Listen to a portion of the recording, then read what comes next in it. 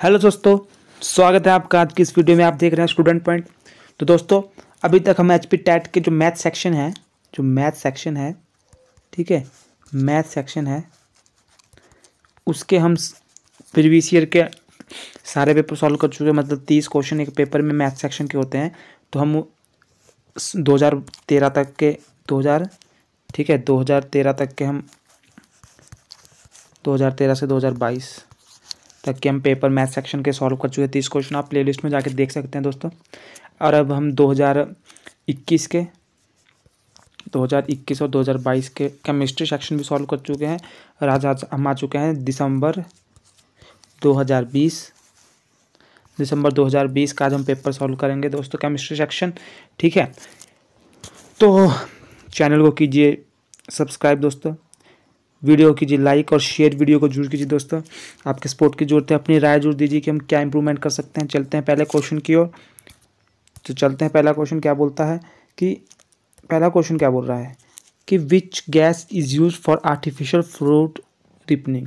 फलों को कृत्रिम रूप से पकाने के लिए निम्न में से किस गैस का प्रयोग किया जाता है। देखो सर दोस्तों, एक तो होता है कि जो फल आपके प्राकृतिक रूप से पकते हैं, ठीक है, और एक होता है आर्टिफिशियल की किसी गैस का यूज़ करके उनको जल्दी पकाया जा रहा है टाइम से पहले। ठीक है, तो नेचुरली जो यूज़ होती है गैस वो कौन सी होती है, जो नेचुरली यूज़ होती है वो कौन सी होती है आपकी गैस, इथालीन। ठीक है, ये होती है नेचुरली।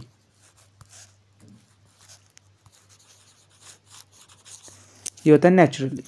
और जो आपकी एस्टिलीन होती है, एस्टिलीन होती है, एथिलीन तो होती है नेचुरली, एस्टिलीन होती है जो वो कौन सी होती है, वो होती है आर्टिफिशियल।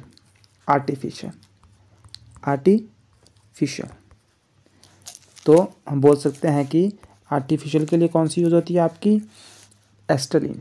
ठीक है, तो आपका आंसर है बी। अगले क्वेश्चन की तरफ बढ़ते हैं। अगला क्वेश्चन क्या बोल रहा है, विच of the following gas is present under pressure in soft drinks. ठीक है, कि निम्न में से कौन सी गैस शीत पेय में उच्च दबाव में पाई जाती है।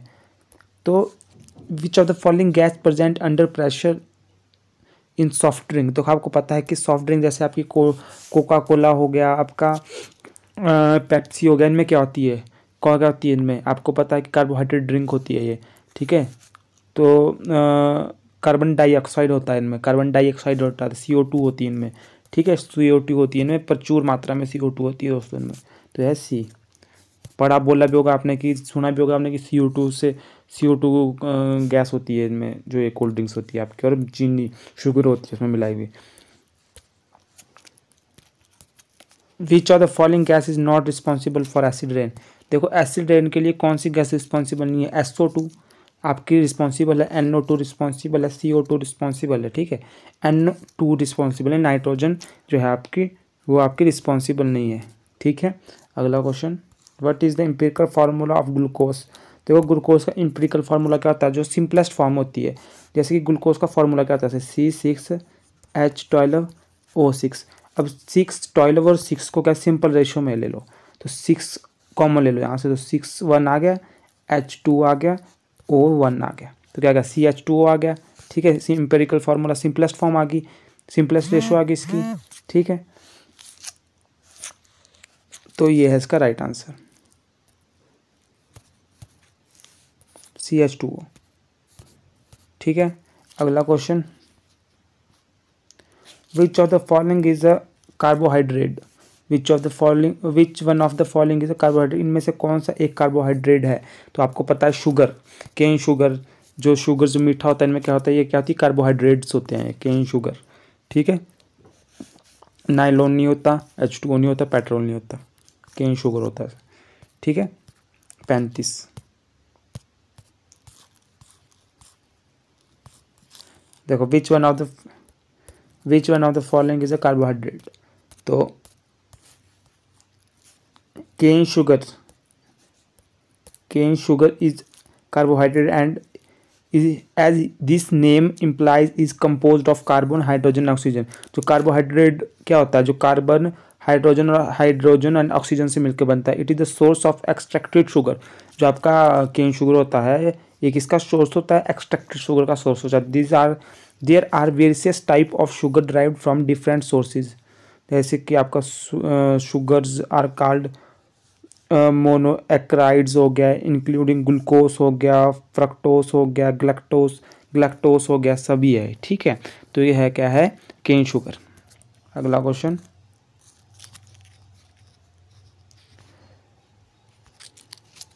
अगला क्वेश्चन क्या है, variable valency is exhibited by, निम्न में से चर संयोजक दर्शाता है। वेरिएबल वैलेंसी कौन दिखाता है इनमें से? ठीक है, कैल्शियम, AsBfe आयरन, ठीक है, boron,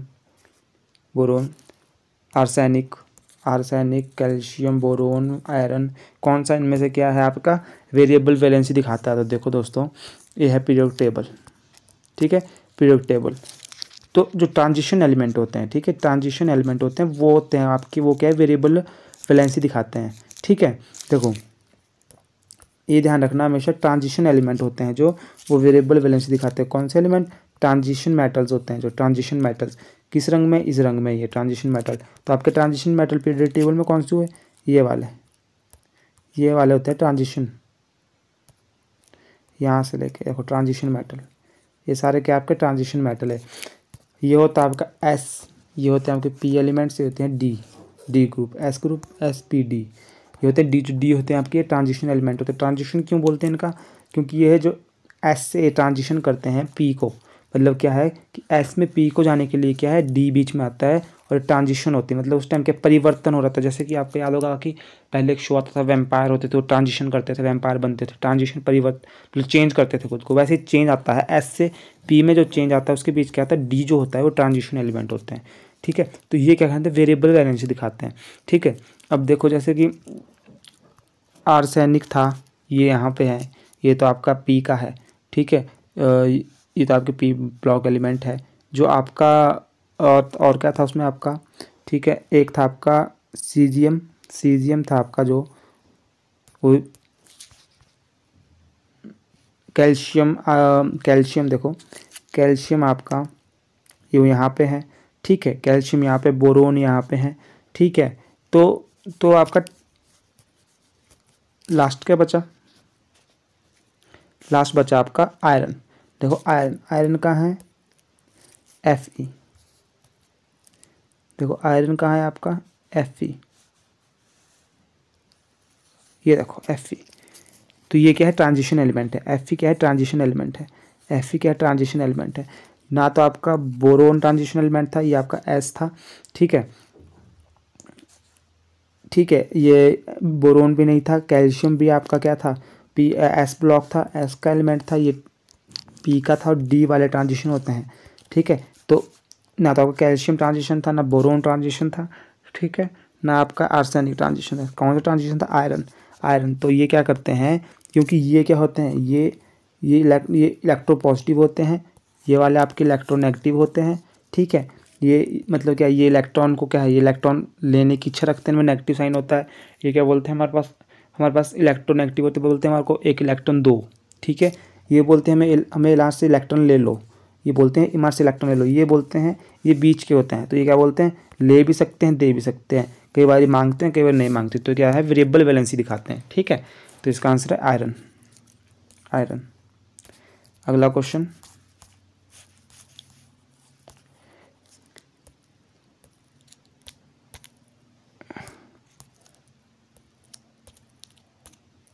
liquid diffuse slowly as compared of gases because liquid have no definite shape. Molecule of liquid are heavy, molecule of liquid most move fast, the molecule of liquid are held together by strong intermolecular force. देखो क्या बोल रहा है कि liquid diffuse slowly, ठीक है, as compare to gas. क्यों होता है क्या ऐसा, लिक्विड क्यों डिफ्यूज होते हैं स्लोली? देखो पहले तो आपको पता होना चाहिए कि डिफ्यूजन होता क्या है। देखो diffusion is the process of separating spreading of a substance. मतलब क्या है कि मान लो एक बीकर ये है, एक बीकर ये है, मान लो इसमें हमने लिक्विड डाला है। ठीक है, और इसमें आपने क्या डाली है, गैस। ठीक है, तो ये बोल रहे हैं कि diffusion is the process of spreading, मतलब कि फैलना ऑफ द सब्सटेंस। तो डिफ्यूजन का मतलब होता है फैलना, किसी भी गैस का फैल। तो अगर आप एक बीकर में गैस डालते हो, ठीक है, मान लो आप एक बीकर में गैस डालते हो, एक बीकर में आप गैस डालते हो, ठीक है, मान लो एक बीकर में आपने गैस डाल दी, ठीक है, और एक बीकर में आप क्या करते हो, एक बीकर में आप क्या है पानी डाल रहे हो, तो जल्दी कौन स्प्रेडिंग किसकी होगी, जल्दी कौन फैलेगा, गैस फैलेगी, गैस फैलेगी, क्योंकि वाटर के जो मॉलिक्यूल्स होते हैं, वाटर के जो मॉलिक्यूल होते हैं वो क्या होते हैं, आपस में बाइंड होते हैं, गैस के नहीं होते, तो जल्दी, ठीक है, इसलिए क्या है, इसका डिफ्यूज़न लेट होगा, वाटर का डिफ्यूज़न क्या होगा, वाटर का डिफ्यूज़न क्या होगा, लेट होगा, ठीक है, वाटर का डिफ्यूज़न क्या होगा, लेट होगा गैस के मुकाबले, ठीक है। तो क्या हो रहा है, diffusion is the process of spreading of substance, gases have very low intermolecular attractions and hence, जो उनका इंटरमोलिकुलर अट्रैक्शन होती है वेरी लो होती है, hence their molecule move about freely, और इसके मॉलिक्यूल फ्रीली मूव करते हैं। On the other hand liquid have a good amount of intermolecular attractions, ठीक है, hence their molecules can move about, their molecules can not move about freely as gas. मतलब क्या है कि जो वाटर होता है या वाटर या कोई भी ले लो, लिक्विड ले लो, उनके इंटरमोलिकुलर होते हैं, जो मॉलिक्यूल्स होते हैं वो बाइंड होते हैं, ठीक है, और गैस के कैसा, गैस के दूर दूर होते हैं, इतना अट्रैक्शन नहीं होती उनमें आपस में, इसमें ज़्यादा होती है, और सॉलिड में तो सबसे ज़्यादा होती है, ठीक है।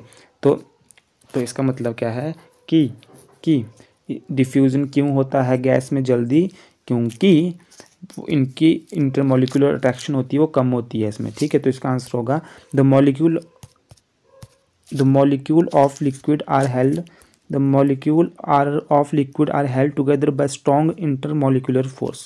क्यों, क्योंकि जो मॉलिक्यूल होते हैं लिक्विड के आर हेल्ड होते हैं together by strong intermolecular force, ठीक है। कंपेयर करेंगे हम गैस से, अगर इसका, गैस की क्या होती है, गैस की क्या होती है, कम होती है इंटरमोलिकुलर फोर्स, इसलिए जल्दी डिफ्यूज होते हैं, ठीक है। अगला question, which of the following is a lustrous non metal. अब लस्ट्रियस क्या होते हैं, जो चमकते हैं, ठीक है, तो इसमें से कौन सा है नॉन मेटल। देखो नॉन मेटल कौन से होते हैं, जो चमकीले होते हैं, जो चमकते हैं, सल्फर, आयोडीन, फास्फोरस, ब्रोमाइड। देखो आपके पास दो ही ऐसे नॉन मेटल होते हैं जो क्या है चमक शो करते हैं, ठीक है। एक होता है आयोडीन, एक होता है आयोडीन, और एक होता है डायमंड, एक होता है डायमंड, ठीक है, ये दो ही होते हैं, ठीक है। तो इसका आंसर होगा बी, आयोडीन। अब क्यों होता है देखते हैं, lustrous metal have a shine on them but most of the non metal are non present in the solid state। देखो मैक्सिमम जो नॉन मेटल होते हैं वो प्रेजेंट नहीं होते हैं सॉलिड स्टेट में, और जो सॉलिड होता है वही आपकी चमक करेगा state, so they can not reflect incident light, और लाइट को रिफ्लेक्ट नहीं करते, but two non metal element show exception, diamond and iodine, ठीक है। Iodine is lustrous non metal which has a free electron, ठीक है। तो आयोडीन होता है और एक डायमंड होता है। अगला question, which of the following will show Tyndall effect. देखो टिंडल इफेक्ट क्या होता है कि जब आप किसी से लाइट पास करते हैं तो वो क्या है स्कैटरिंग ऑफ लाइट, मतलब लाइट को फैलाता है, उसे बोलते हैं टिंडल इफेक्ट। देखो आप, तो इसमें क्या आप बोला है कि कौन करता है Tyndall effect show, salt solution, copper sulphate solution, star solution, iodine solution. इसका आंसर है स्टार सॉल्यूशन। क्यों है इसका स्टार सॉल्यूशन, देखते हैं। The scattering of light by the colloid particle is known as Tyndall effect. देखो क्या बोले कि स्कैटरिंग मतलब लाइट को फैलाना, स्कैटर करना, फैलाना। जैसे कि यहाँ से जैसे कि ये एक बीकर है, ठीक है, यहाँ पे मान लो कोई अंदर आपने लिक्विड डाला है या कुछ भी डाला है, ठीक है, तो क्या लाइट जब आप यहाँ से पास करेंगे, मान लो ये टॉर्च है, ये क्या है टॉर्च है, ये टॉर्च आपने लाइट फेंकी, तो टॉर्च से लाइट फेंकेगी तो ये क्या है स्कैटरिंग शो करेगा, यहाँ से आपको बाहर फैलती हुई दिखेगी, स्कैटरिंग ऑफ लाइट, ठीक है, ये होती है scattering of light. The light scattering of light by the colloid particle is known as the Tyndall effect. Hence, it can be concluded that colloidal show Tyndall effect because their particles are large enough to scatter the beam of light passing through them। तो ये बोल रहा है कि जो colloidal solution होते हैं, ये क्या बोल रहा है कि जो टिंडल इफेक्ट शो कौन करते हैं, कोलाइडल सॉल्यूशन टिंडल इफेक्ट शो करते हैं, क्योंकि उनके पार्टिकल्स होते हैं लार्ज इनफ होते हैं scattering of beam of light passing through them, कि स्कैटर करने को लाइट को, ठीक है। अब देखो मिल्क और स्टार्च शो करते हैं कोलाइडल सॉल्यूशन। अब मैं बताता हूँ आपको कि साइज ऑफ पार्टिकल क्या होता है। देखो कोलाइडल सॉल्यूशन का साइज क्या होता है, तो solute particle is a true solution. देखो तीन तरह के सॉल्यूशन होते हैं, एक होते हैं ट्रू सॉल्यूशन, एक होते हैं ट्रू सॉल्यूशन, दूसरे होते हैं आपके पास कोलाइडल सॉल्यूशन, कोलाइडल सॉल्यूशन, और तीसरे होते हैं आपके पास, तीसरे होते हैं आपका सस्पेंशन, सस्पेंशन, तीसरे क्या होते हैं सस्पेंशन। अब देखो जो ट्रू सॉल्यूशन होते हैं, the solute particle in true solution are molecule having diameter less than 1 nanometer. जो इनका साइज होता है, जो ट्रू सॉल्यूशन होते हैं उनका होता है 1 नैनोमीटर से कम, छोटा साइज होता है बहुत, ठीक है। तो वो क्या है, स्कैटरिंग शो नहीं कर पाती, वो छोटा साइज है, वो लाइट को रिफ्लेक्ट ही नहीं करेंगे, स्कैटर नहीं करेंगे। Particles in colloidal solution lie in the range of 1 nanometer to 100 nanometer. अब कोलाइडल सॉल्यूशन का क्या होता है साइज, मीडियोकर होता है, मीडियम सा साइज होता है इसका, ठीक है, मीडियम सा साइज होता है इसका। तो मीडियम साइज होने की वजह से क्या है, ये इनका साइज क्या होता है 1 नैनोमीटर से 100 नैनोमीटर के बीच होता है, ठीक, कोलाइडल सॉल्यूशन का। और द साइज इसलिए क्या है, ये स्कैटरिंग ऑफ शो करते हैं, क्योंकि अब बीकर है और उसमें इतने मान लो ऐसे, और आप यहाँ से टॉर्च से लाइट शो करेंगे तो क्या करेगा, स्कैटरिंग कर देगा, इतने इसके पार्टिकल का साइज उतना है कि स्कैटरिंग कर सके। The size of particle in the case of suspension greater than 100 nanometer. अब इनका क्या होता है 100 नैनोमीटर से भी ग्रेटर होता है, ठीक है, 100 नैनोमीटर से भी ग्रेटर होता है, मतलब कोलाइडल से भी ग्रेटर होता है। तो सबसे छोटा साइज होता है ट्रू का 1 नैनोमीटर, ठीक है। उसके बाद होता है कोलाइडल, कोलाइडल इनका होता है 1 to 100। उसके बाद होता है सस्पेंशन, सस्पेंशन का साइज होता है 100 नैनोमीटर से बड़ा, 100 नैनोमीटर से बड़ा, ग्रेटर देन 100 नैनोमीटर, ठीक है। तो ट्रू, तो क्या होता है, true solution does not show Tyndall effect, colloidal solution show Tyndall effect, suspension may or may not show Tyndall effect. जो सस्पेंशन होते हैं वो कर भी सकते हैं टिंडल इफेक्ट शो और नहीं भी कर सकते हैं, ठीक है। तो क्या है, कोलाइडल सॉल्यूशन का साइज इतना होता है, मीडियम सा साइज होता है कि जो क्या है टिंडल इफेक्ट शो करते हैं, और सस्पेंशन का इतना सा साइज कुछ साइज होता है जो कर भी सकते हैं और कई में नहीं सकते, 100 से ऊपर कर भी सकता है और कर भी नहीं सकता। तो मतलब कोलाइडल सॉल्यूशन होते हैं जो टिंडल इफेक्ट शो करते हैं, ठीक है। और हमारा क्वेश्चन क्या था, हमारा क्वेश्चन क्या था कि विच of the following show Tyndall effect. तो हम बोल रहे हैं कि स्टार सॉल्यूशन होता है वो टिंडल इफेक्ट शो करता है, ठीक है, क्योंकि उनका साइज 1 to 100 नैनोमीटर के बीच होता है, ठीक है। अगला क्वेश्चन,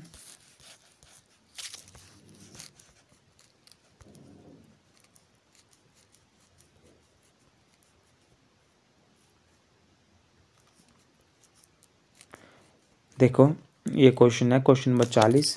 क्वेश्चन यहाँ से कट गया है, मैं आपको क्वेश्चन बता दूँ क्वेश्चन नंबर 40 क्या है।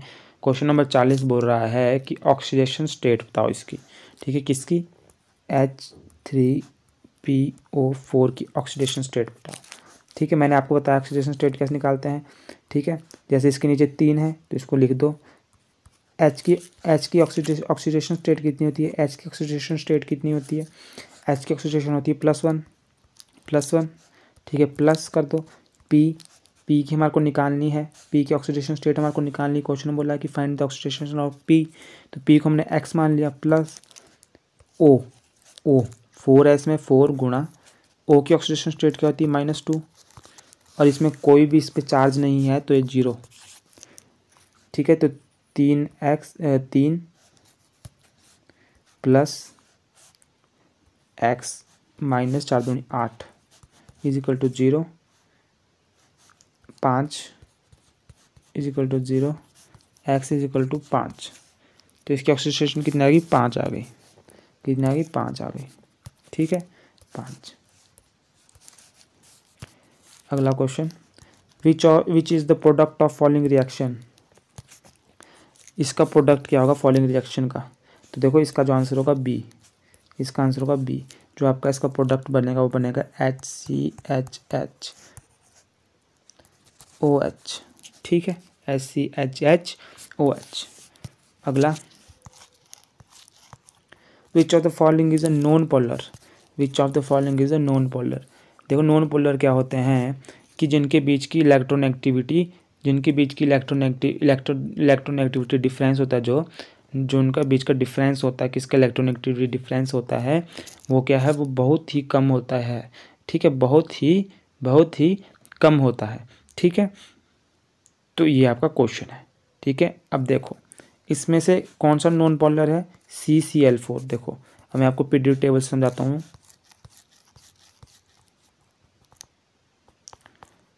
देखो पोलर मॉलिक्यूल होते क्या है, पोलर मॉलिक्यूल क्या होते हैं, हमारे को बोला नॉन पोलर, पर पोलर भी समझ लो।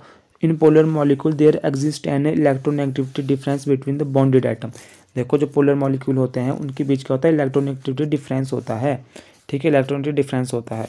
Polar molecule have a net dipole movement, example polar molecule are the ammonia as well as water NH3, ठीक है, polar molecule. Explanation for incorrect. अब नॉन पोलर मॉलिक्यूल क्या होता है, in non polar molecule the electrons are shared equally, ठीक है, electron are shared equal, मतलब इनका जो इलेक्ट्रोनेगेटिविटी होती है वो सेम सी होती है।